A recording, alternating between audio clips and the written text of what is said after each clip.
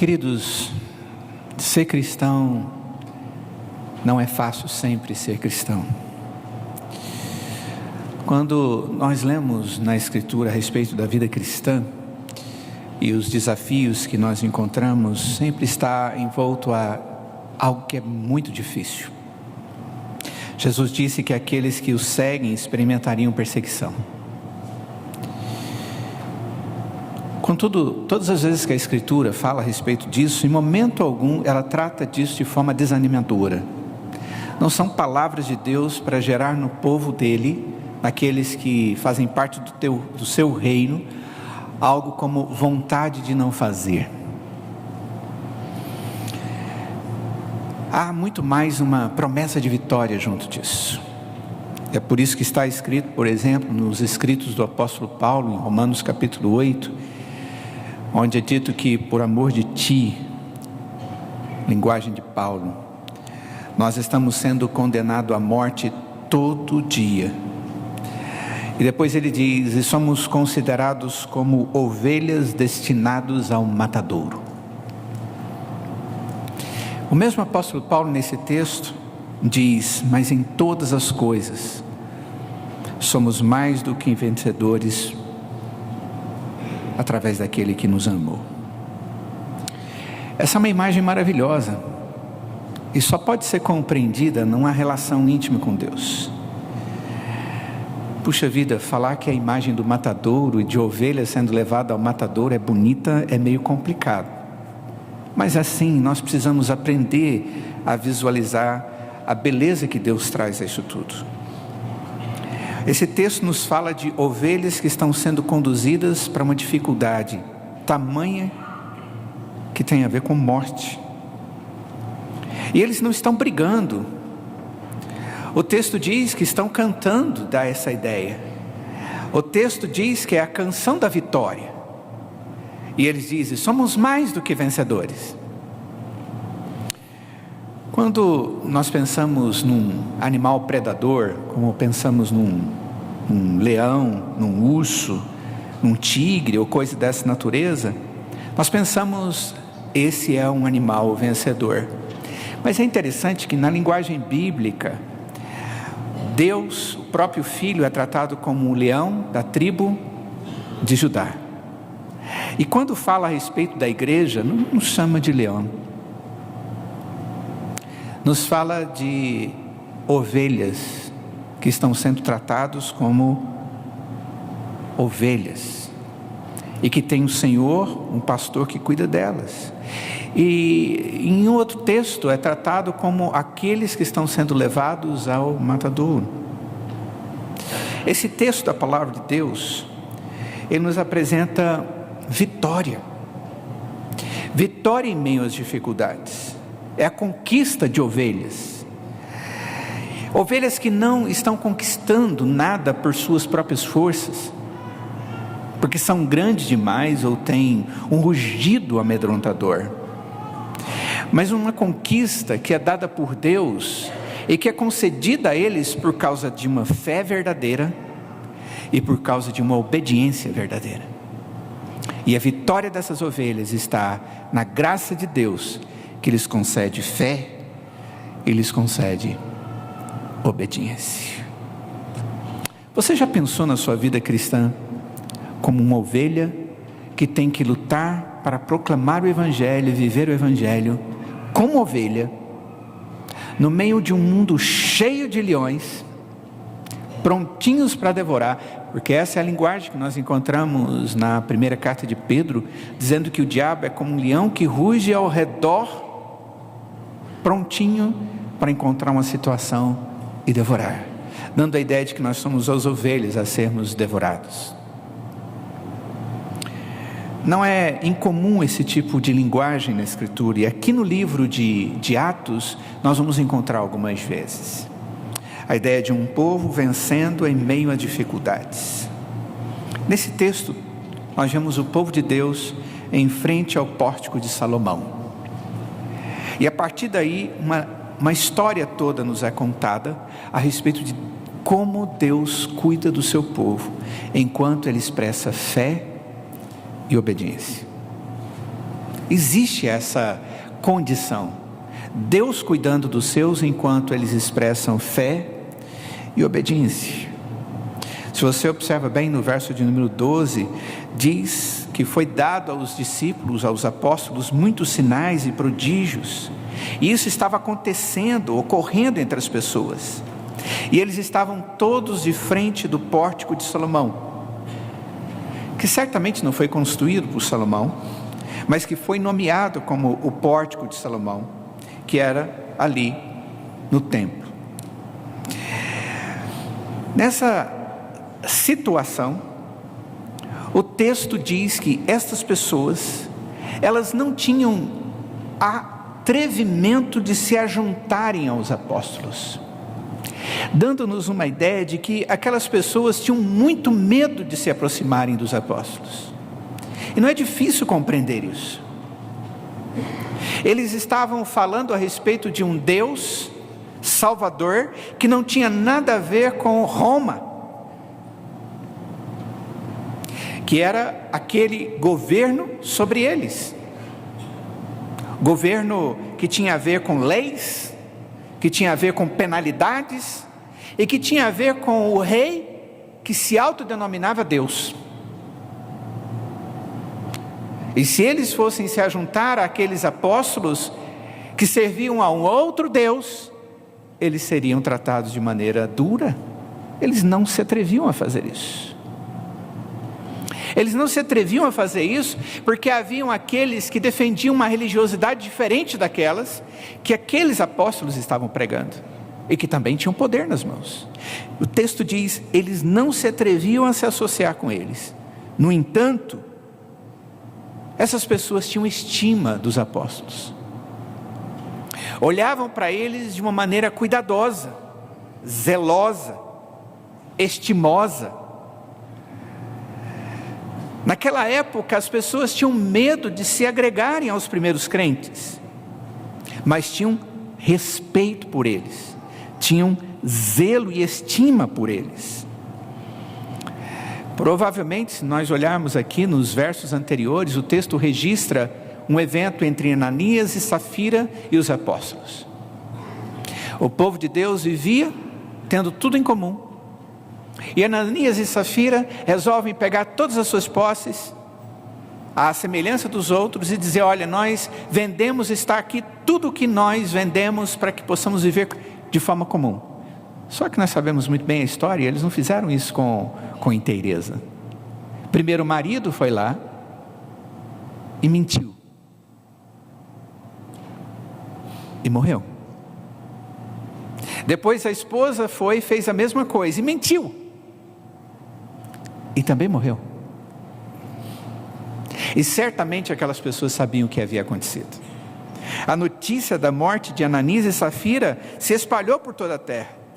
Se Deus foi poderoso para matar alguém que fala uma mentira diante dele, nós temos muito medo de nos aproximarmos diante desse povo que serve a esse Deus. Então eles tinham medo, mas eles tinham respeito. Eles sabiam que havia demonstração de poder, porque eles haviam observado e visto muitas pessoas sendo convertidas, muitas pessoas sendo curadas, muitas pessoas sendo libertas de situações de domínio de Satanás. E aquelas pessoas tinham medo, mas elas tinham respeito. Contudo, o texto mostra que havia mais do que isso. Se nós observarmos, o texto diz que o número da igreja crescia. Do verso de número 14 ao verso 16 diz que crescia mais e mais a multidão dos que criam, dos crentes, tanto homens como mulheres, agregados ao Senhor. Interessante, até aqui se falava só de homens, a partir de agora fala de homens e mulheres. O texto diz que eles estavam tão interessados com o poder de Deus que estava sendo demonstrado, que o caminho que Pedro estava trilhando para ir em direção à cidade de Jerusalém, eles começaram a colocar as pessoas enfermas na beirada do caminho, para que pelo menos a sombra de Pedro pudesse passar sobre aquelas pessoas. E uma grande multidão, diz o texto, vinha não só de Jerusalém, mas de todas aquelas cidades. E o texto traz um detalhe no finalzinho do verso 16 que é muito importante. O texto diz: e todos eram curados. Esse texto é um registro, uma narrativa histórica, e ele está dizendo: nenhum deixou de ser curado. Capítulo 2 de Atos, depois da vinda do Espírito chamado Pentecostes, ao final do sermão de Pedro, diz o texto que 3.000 pessoas se convertem. No capítulo 4, o número subiu para 5.000, número de homens. E agora diz: e o número de homens e mulheres cresceu, e cresceu bastante. Havia ali um ajuntamento de pessoas que estavam interessadas em conhecer um Deus e desfrutar do poder de Deus. E a divulgação foi tão grande que as pessoas faziam coisas que nem nós poderíamos imaginar ou faríamos, como colocar pessoas simplesmente para serem tocadas pela sombra de Pedro. Não era uma superstição tola. Seria uma superstição tola, queridos, se Lucas tivesse mencionado alguns fatos, mas não tivesse mencionado de que todas as pessoas verdadeiramente estavam sendo curadas. Superstição tola é aquela quando eu olho para um outdoor e diz: venha para ser curado. Eu vou ali e não tenho a menor confiança de que aquilo possa acontecer. Isso é superstição tola. Mas aqui nesse caso não. Todos aqueles que buscavam o poder de Deus experimentavam o poder de Deus. Sabe qual foi a consequência disso, queridos? O texto diz, no verso de número 17 e 18, que o sumo sacerdote e todos os que estavam com ele, a seita dos saduceus, ficaram cheios de inveja e mandaram prender os apóstolos e os colocaram na prisão pública. Sabe por que isso acontece, queridos?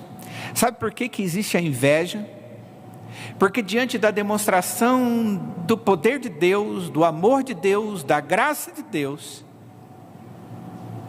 que não estava vindo diante do povo e a favor de um povo que necessitava do favor de Deus, não estava vindo dos saduceus, não estava vindo dos sumos sacerdotes, que eram aqueles que arrogavam serem os grandes religiosos da época, mas vinham de outros. Eles ficaram cheios de inveja. Ao invés deles pegarem os registros da Bíblia que falava a respeito desses eventos e dos seus acontecimentos, e ao invés de chegarem à conclusão de que o que estava acontecendo era o cumprimento das promessas de Deus, eles, ao contrário disso, ficaram cheios de inveja e perseguiram aos servos do Senhor. E conduziram esse povo ao julgamento. Isso é terrível, queridos. É extremamente terrível. O sumo sacerdote, Caifás, e os seus foram com ele, os saduceus. Sabe quem é Caifás? Ele já foi mencionado na Bíblia. Caifás era um homem que já tinha sido mencionado na Bíblia, porque ele era titular do seu cargo, ele era o sumo sacerdote, ele presidiu o julgamento religioso de Jesus. Como sumo sacerdote, ele era presidente do Sinédrio, a corte suprema de Israel.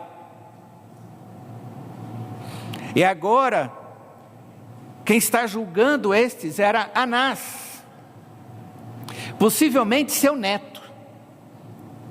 Caifás, ele foi aos poucos sendo colocado de lado, porque ele começou a ter tanto poder, que houve uma certa manobra para ele ser colocado de lado. Mas ele foi colocando os seus familiares, e Anás, o seu neto, agora está no cargo. E é esse quem está agora prontinho para julgar alguém. Quem são os saduceus? Os saduceus são aqueles chamados de justos, que viviam segundo a Torá, que rejeitavam o milagre, que rejeitavam os anjos, que não criam na imortalidade e não acreditavam na ressurreição.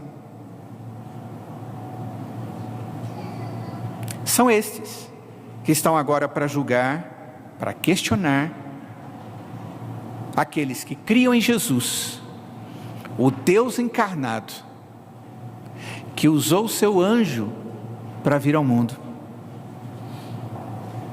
que usava do seu poder para produzir milagres, que era o Deus que representava a vitória sobre a morte e que por si mesmo ressuscitou. Eles não podem acreditar nisso. Em outro momento nós vamos encontrar os saduceus prendendo. No capítulo 4 nós encontramos eles prendendo Pedro e João. Capítulo 4, a partir do verso 1.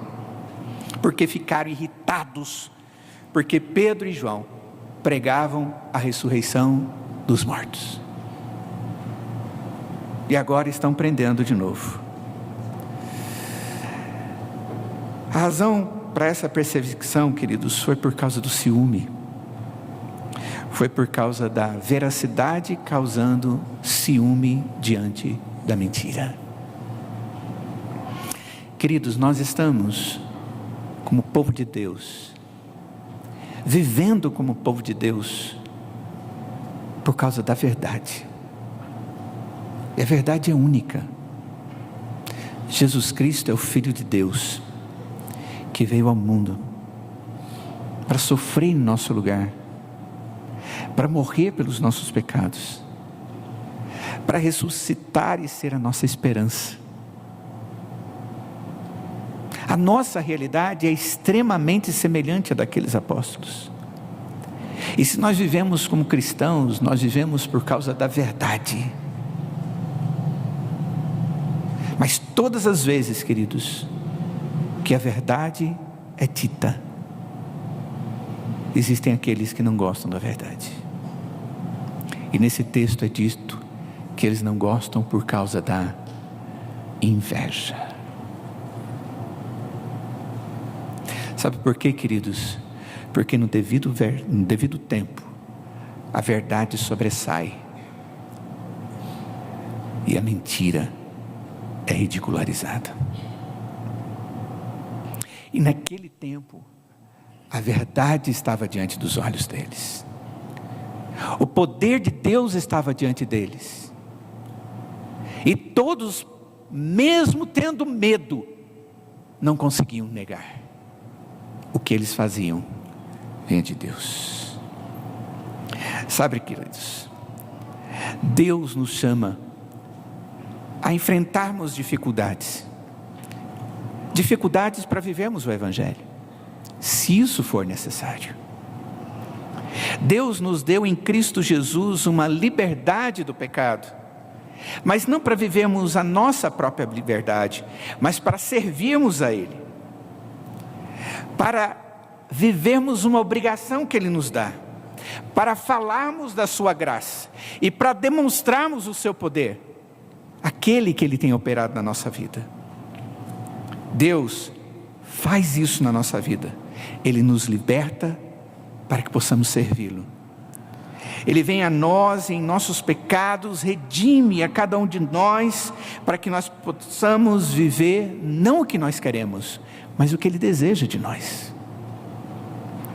Quando nós lembramos dos apóstolos, e o meu último sermão aqui foi sobre a conversão de um dos apóstolos, se lembram? Mateus, Levi, o cobrador de impostos, aquele que estava na entrada da estrada, e que todo mundo tinha que pagar, e pagar impostos altíssimos para ele, que ele inventava ao seu bel prazer. E Jesus simplesmente chegou para aquele homem e disse: segue-me.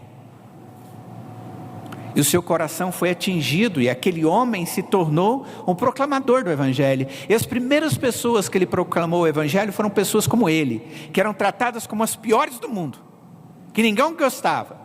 Ele levou Jesus para dentro da sua casa e chamou os seus amigos, que eram como ele, considerados piores, e pediu: Jesus, o senhor me chamou?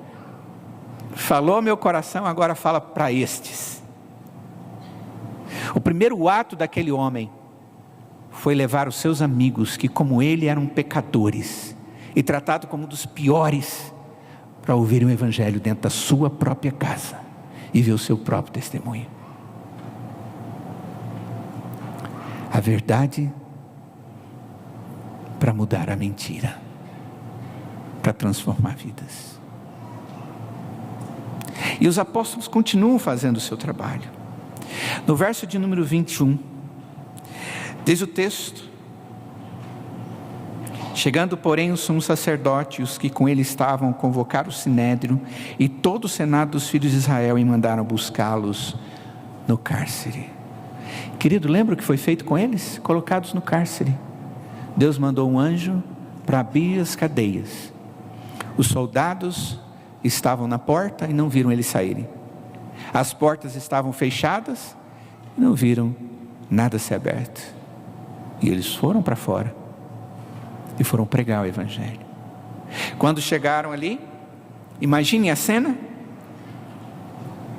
Imagine a cena. O sumo sacerdote com aquela estola sacerdotal, toda bonitona, sentado com os seus sacerdotes ao seu redor, ele diz: vai lá trazer os apóstolos, vamos terminar com essa história agora. E os seus oficiais vão lá, e chega lá e diz: olha, estava todos os guardas estavam a postos, as portas estavam fechadas, mas não tem ninguém lá dentro.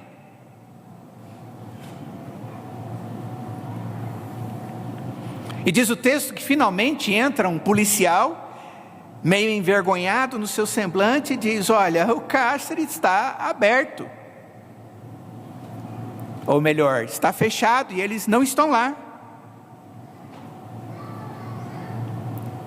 Então há aquela situação: puxa vida, o que está acontecendo? Será que existe um complô interno? Alguém comprou os policiais? Foi algum poder interno? E Deus mostrou que de poder interno não teve nada, foi poder do alto. Imagina só o guarda dizendo: olha, vamos atrás deles. Enquanto isso acontecia, diz o texto, que alguém chegou e disse: eles estão lá no templo, e eles estão de novo pregando a Jesus. E o sacerdote diz: vai lá e traz eles aqui de novo. Traz eles de volta. Sem violência. Traz eles de volta. E o texto diz no verso de número 25 e 26, que eles fizeram isso porque eles tinham medo de serem apedrejados pelo povo. Porque acreditavam nos apóstolos. Tinham medo de conviverem com eles, mas tinham zelo por eles. Interessante que esses apóstolos não agiram como fugitivos, mas eles ensinavam e pregavam. Uma multidão se reuniu, se impressionou, e eles educadamente voltaram para o cárcere. E eles foram colocados sobre julgamento. À medida que a cena do tribunal, do sinédrio, foi acontecendo, nós vemos algumas coisas que são familiares. Familiar porque Jesus havia sido julgado exatamente nesse lugar e condenado à morte. Mais recentemente, João e Pedro haviam sido questionados nessa mesma situação. E agora essas pessoas estão sendo questionadas. Qual é a acusação? Verso 27 e 28. Expressamente vos ordenamos que não ensinasseis nesse nome, contudo vocês encheram Jerusalém de vossa doutrina e quereis lançar sobre nós o sangue desse homem? É interessante que eles não fazem nenhuma acusação diante dos fatos que aconteceram ali naquela região, naquele momento, naquele quadro todo. Eles não chegaram e disseram: olha, como é que vocês conseguiram sair da cadeia? Quem que ajudou vocês? Ninguém falou nada. Não houve menção. Afinal de contas, como é que vocês fugiram? Foi totalmente, cuidadosamente ignorado. Eles não são acusados de fuga da prisão. Eles não estão sendo acusados por um milagre que possivelmente aconteceu. Eles não discutem sobre os ensinamentos dos discípulos. Não há nenhuma tentativa de refutar a mensagem que Jesus tinha morrido, de que tinha sido enterrado e que tinha sido ressuscitado dentre os mortos. Sabe por quê, queridos? Porque a questão não era sobre a verdade, a questão era sobre a autoridade. O que levava aqueles homens a aprisionarem os apóstolos não era a verdade que eles pregavam, nem o poder de Deus que eles demonstravam, mas era o ciúme.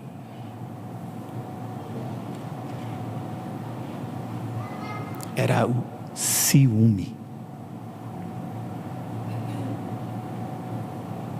Então Pedro diz, verso 29, antes importa obedecer a Deus do que aos homens.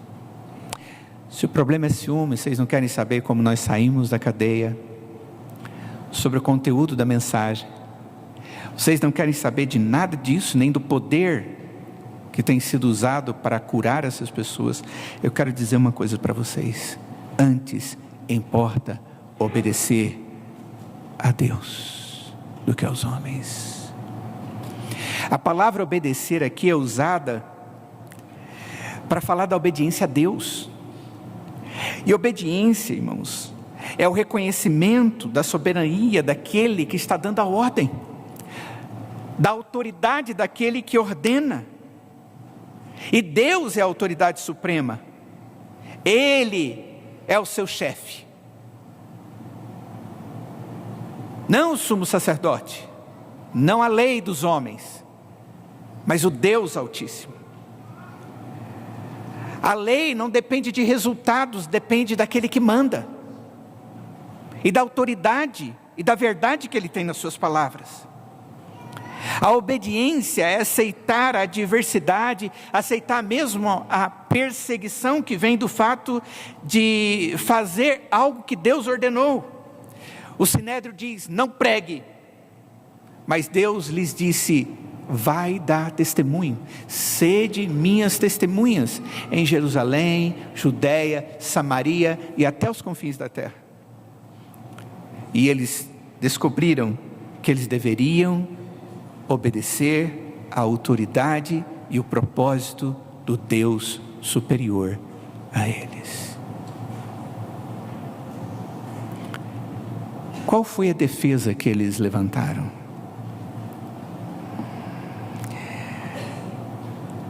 Você sabe que na lei, quem acusa tem a responsabilidade de provar ou de trazer provas de acusação.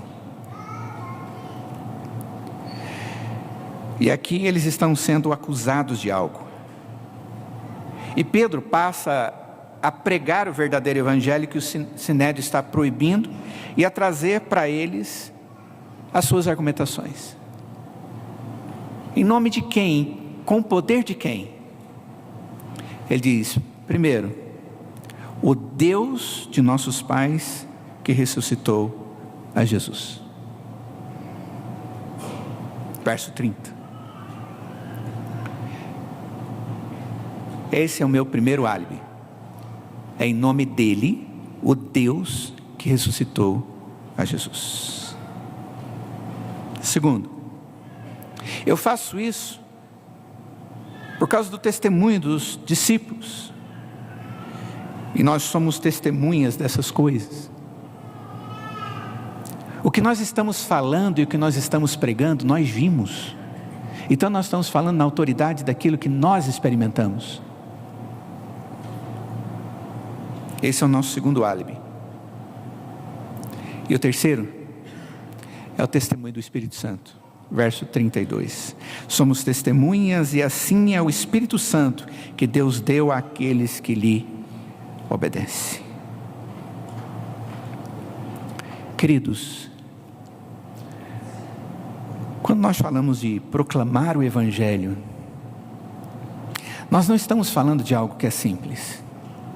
Porque em momento algum o Senhor Jesus disse que nós seríamos tratados de maneira simples na medida em que vivemos ou proclamamos o Evangelho. Mas se nós vivermos o Evangelho com verdade, e proclamarmos o Evangelho com sinceridade, o mundo pode até ter medo de se aproximar de nós, mas esse mundo vai nos respeitar, vai tratar-nos com honra, com respeito e com dignidade. Aqueles homens, eles estavam sofrendo porque muitos tinham ciúme deles, por causa das suas religiosidades, do poder que eles tinham e de muitos outros interesses. Mas nada disso foi suficiente para tirar o brilho da graça de Deus que estava sobre a vida daqueles que conheciam a Jesus, amavam a Cristo e viviam o Evangelho e a verdade de Deus como algo maior do que tudo na sua experiência de vida.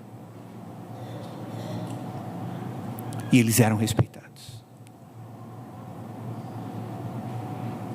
A igreja do Senhor Jesus, ela foi chamada para ser testemunha, irmãos.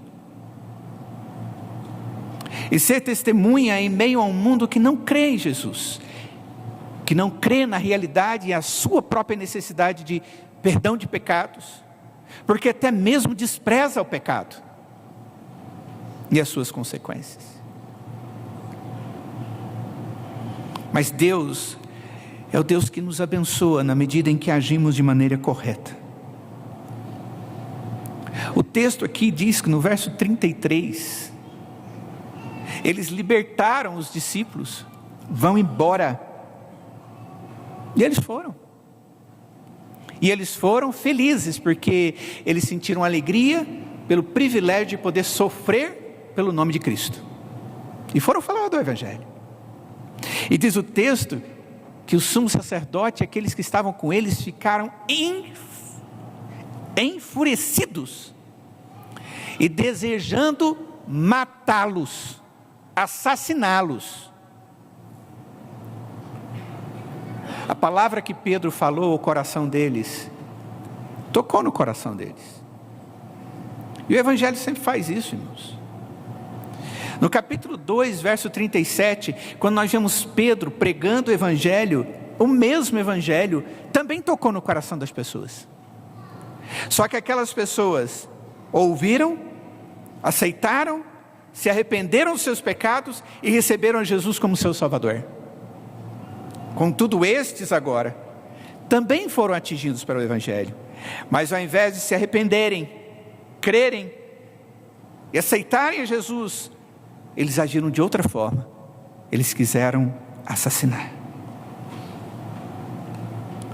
Há um contraste aqui fantástico mostrado no texto. Qual foi a orientação de Gamaliel diante daquela situação? Um fariseu, o chefe de uma escola de professores.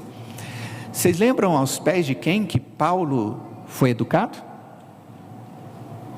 Aos pés de Gamaliel. Ao dito. Gamaliel era o chefe de uma escola de professores e um dos seus alunos mais proeminentes, Saulo de Tarso. A tradição, quando a gente vai nos livros aí, a gente fala da tradição, diz que ele era um homem que veio a presidir o Sinédrio. Ele é citado na Mishnah, que é o corpo de tradição oral de sabedoria, como aquele que foi forte nos seus conselhos e nas suas práticas, sempre mostrando um forte grau de bom senso. E ele disse para aqueles homens: olha, vocês querem matá-los? Faz isso não, porque se vocês matarem e eles forem de Deus, vocês vão estar fazendo algo bem ruim. O que não é de Deus não permanece, não frutifica, não acontece bem. Olha os exemplos que tem aí para trás. E foi assim que aconteceu. Eles foram libertos. Sabe, irmãos, eu fico pensando qual é o medo, qual é o temor, Qual é o tamanho das barreiras que tem levado a igreja do Senhor Jesus a se omitir na responsabilidade de proclamar o Evangelho? Que barreira é maior do que a graça de Deus e o poder dele? Poder esse que nos salva, poder esse que nos sustenta, poder esse que nos perdoa todos os dias, misericórdia essa que jamais acaba, amor esse que jamais deixa de cumprir o seu propósito. Qual poder é maior do que esse, que pode fazer a igreja do Senhor Jesus se calar? Esses discípulos mostraram claramente para nós que basta vivermos com verdade, crendo e proclamando a verdade, e tudo vai bem. E se tiver que sofrer, disseram eles, era honra para eles sofrerem, porque para eles o melhor é serem obedientes e crentes em Jesus Cristo. Sabe como que a igreja do Senhor Jesus é eficaz na proclamação do Evangelho? E vencendo aqueles que agem com ciúme contra o Evangelho, sendo obediente e sendo fiel.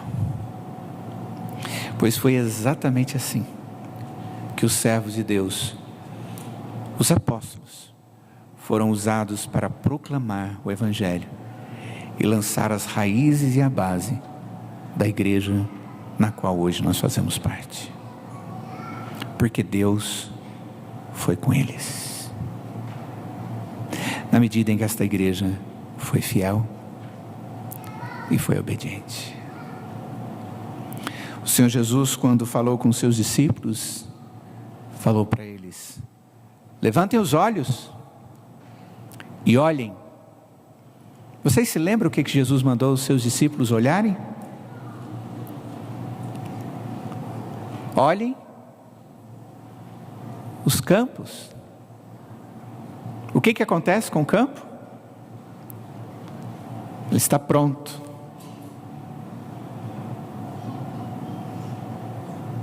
Orem para Deus para que Ele mande trabalhadores, porque a seara está aí.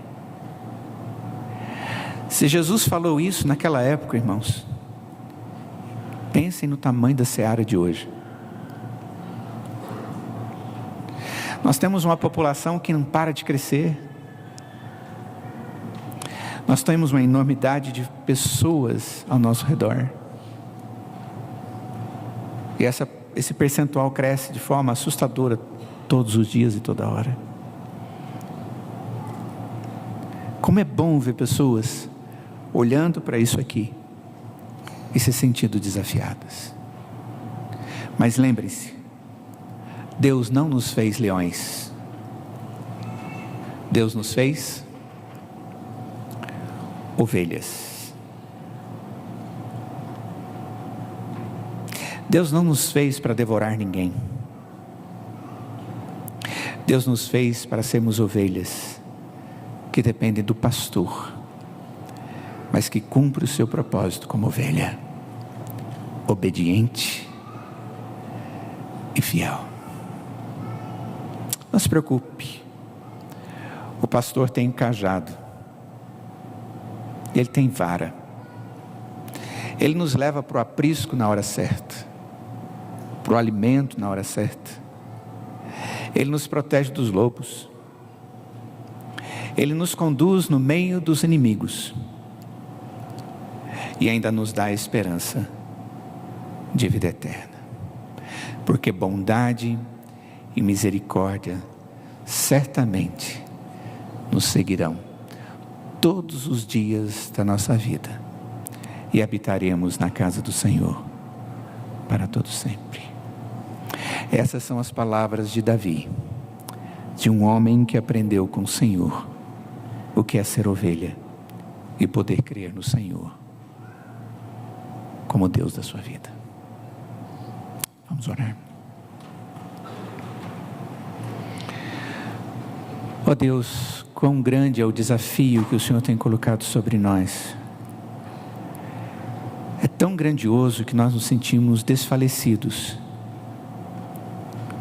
em muitos momentos atemorizados. Mas, ó Deus, quando nós olhamos para a Tua Palavra e vemos as Suas promessas e vemos como o Senhor agiu na vida do Seu povo, dos Seus servos, sustentando-os, abençoando-os, fortalecendo-os, a única coisa que podemos ter no coração é esperança e o desejo de sermos vasos de honra nas Suas mãos. Nós queremos pedir ao Pai que o Senhor esteja desafiando a cada um de nós a vivermos como ovelhas no Teu aprisco,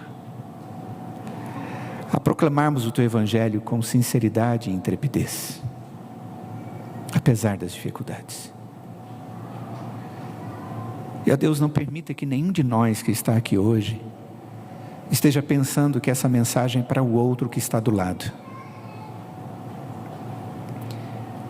Mas essa mensagem é para todo aquele que Te ama, que crê no Senhor como Salvador e tem a Ti como Senhor.